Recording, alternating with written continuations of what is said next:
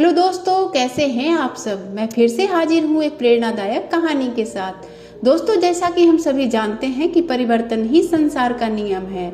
जो नहीं बदलता है वो ठहर जाता है। जिंदगी चलने का नाम है। इसके हर क्षण में हम कुछ सीखते हैं। अगर व्यक्ति सीखना छोड़ दे तो व्यक्ति का विकास ही रुक जाएगा, और जहाँ विकास नहीं वो जिंदगी ही अर्थहीन है। परिवर्तन ही व्यक्ति का आधार है। ये व्यक्ति को उसकी क्षमता से अवगत कराते हैं, उन्हें जिंदगी की कठिनाइयों से लड़ना सिखाते हैं। आज के समय में वही मनुष्य सफल और खुश है जिसने अपने जीवन में आने वाली अच्छी और बुरी परिस्थितियों में खुद को परिस्थिति के अनुसार ढाल लिया है।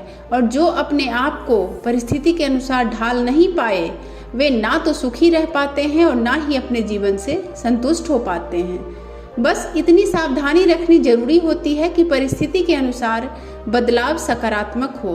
अगर हमें कदम से कदम मिलाकर चलना है और लोगों का मुकाबला करना है तो समय एवं परिस्थिति के अनुसार बदलाव जरूरी है। इसी तथ्य को आज हम एक कहानी के माध्यम से जानने की कोशिश करेंगे। इस कहानी को अंत तक जरूर सुनिएगा, आपको बहुत कुछ सीखने को मिलेगा, क्योंकि यह कहानी आपकी जिंदगी बदल सकती है। एक बार की बात है, राजा भोज और उनके मंत्री नगर में भ्रमण के लिए निकले थे। चलते चलते राजा की नजर एक गरीब किसान पर पड़ी, जो कि बहुत ही ऊबड़ खाबड़ और पथरीली जमीन पर सो रहा था। यह देखकर वह सोच में पड़ गए कि ऐसी पथरीली जमीन पर भला इसको कैसे नींद आ सकती है। राजा ने मंत्री से कहा, देखो यह किसान कितनी पथरीली जमीन पर सो रहा है, न जाने इसे कैसे नींद आ रही है। मंत्री बोला, महाराज, परिस्थिति के कारण। राजा भोज बोले, पर इसकी परिस्थिति तो बुरी है, लेकिन फिर भी यह एक इंसान ही तो है, कैसे यह ऐसी जमीन पर आराम से सो सकता है। मंत्री बोला, इसकी परिस्थिति यह है कि इसके पास सोने के लिए मखमल और आरामदायक बिस्तर नहीं है, इसीलिए इसने पथरीली जमीन पर सोने की परिस्थिति में खुद को ढाल लिया है, और अब इसके लिए यह एक सामान्य बात है। राजा बोले, अच्छा, यदि इसको आरामदायक बिस्तर दे दिया जाए तो क्या यह उस बिस्तर पर नहीं सो पाएगा। मंत्री बोला, यदि कई दिनों तक इसे आरामदायक बिस्तर में सोने का अभ्यास हो जाए तो यह उस परिस्थिति में खुद को ढाल लेगा। राजा भोज कुछ सोचने लगे और फिर बोले, लेकिन हम चाहते हैं कि हम तुम्हारी इस बात का प्रयोग करके देखें, इसलिए हम इस किसान को महल ले जाकर आरामदायक बिस्तर में सुलाना चाहते हैं और देखना चाहते हैं कि इसकी परिस्थिति बदलते ही इसकी आदत बदली या नहीं। मंत्री बोला, जी महाराज, यह तो बहुत ही अच्छा प्रयोग है। मंत्री ने किसान को उठाया। किसान ने जैसे ही राजा को देखा उसने तुरंत हाथ जोड़ लिए।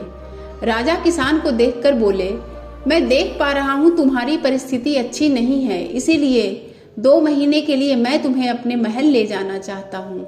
राजा की यह बात सुनकर किसान बहुत ही प्रसन्न हुआ।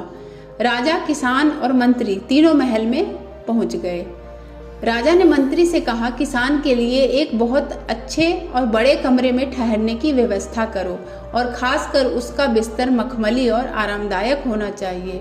राजा की यह बात सुनकर किसान की खुशी का ठिकाना न रहा। मंत्री किसान को लेकर उस कमरे में पहुंच गया जहां पर उसे ठहराना था। किसान आंखें फाड़ कर कमरे को देखने लगा। अपने पूरे जीवन में उसने ऐसा सुंदर कमरा नहीं देखा था। फिर उसकी नजर बिस्तर पर पड़ी। बिस्तर को देखते ही वह उसमें बैठ गया। मंत्री बोला, बताओ कैसा लग रहा है तुम्हें। किसान बोला, अरे मंत्री जी, स्वर्ग लोक जैसा लग रहा है। मैंने कभी सपने में भी नहीं सोचा था कि मैं कभी ऐसे बिस्तर पर बैठ भी सकता हूँ। मंत्री बोला, ठीक है, मैं कल यहाँ आऊंगा और पूछूंगा कि तुम्हें कैसा लगा इस बिस्तर पर सोकर। ऐसा कहकर मंत्री उसके कक्ष से निकल गया। किसान आराम से बिस्तर पर सो गया। अगले दिन मंत्री किसान के कक्ष में आया और उससे पूछने लगा, बताओ कल तुम्हें कैसी नींद आई। किसान बोला, मंत्री जी, बिस्तर तो बहुत मुलायम है, लेकिन ना जाने मुझे कल इसमें नींद ही नहीं आई। मंत्री बोले, कभी ऐसे बिस्तर पर नहीं सोए हो ना, इसीलिए धीरे धीरे तुम्हें इसकी आदत पड़ जाएगी। आगे राजा ने मंत्री से पूछा, मंत्री बताओ, क्या किसान को कल अच्छी नींद आई थी। मंत्री बोला, नहीं, कल उसे अच्छी नींद नहीं आई। राजा बोले, यह कैसी अजीब बात है कि उसे पथरीली जमीन पर तो आराम की नींद आती थी और अब मखमली बिस्तर पर उसे नींद ही नहीं आ रही। मंत्री बोला, महाराज, अपने पूरे जीवन में वह कभी ऐसे बिस्तर पर नहीं सोया। यह चीज भले ही आरामदायक है, लेकिन उसके लिए नहीं है। लेकिन वक्त के साथ साथ उसे मखमल का बिस्तर अच्छा लगने लगेगा।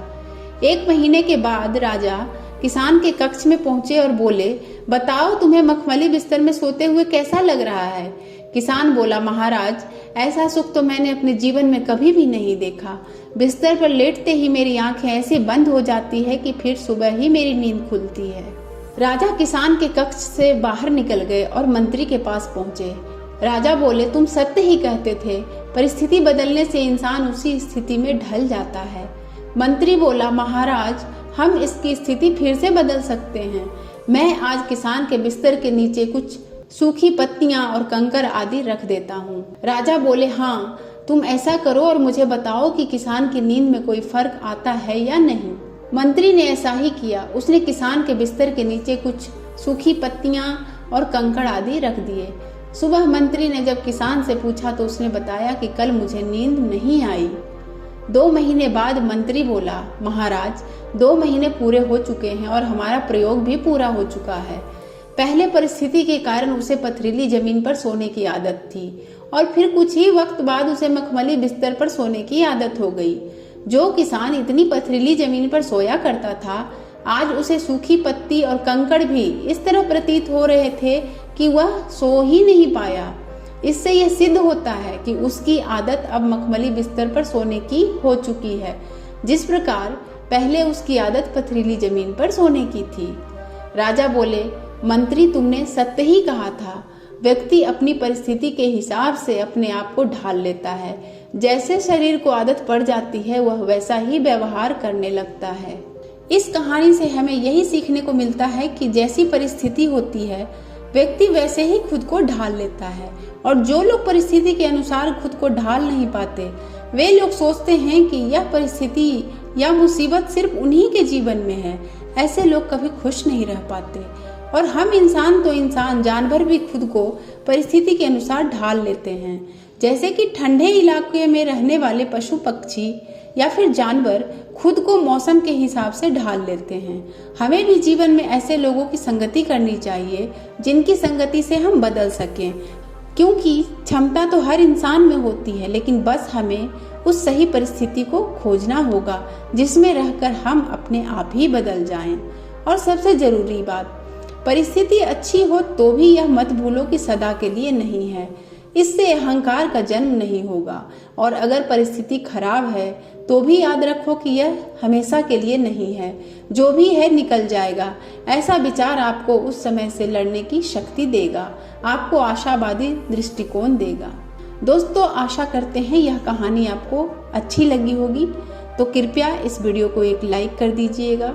ऐसी और कहानियाँ सुनने के लिए हमारे चैनल को सब्सक्राइब कर लीजिएगा और बेल आइकन को प्रेस कर लीजिएगा।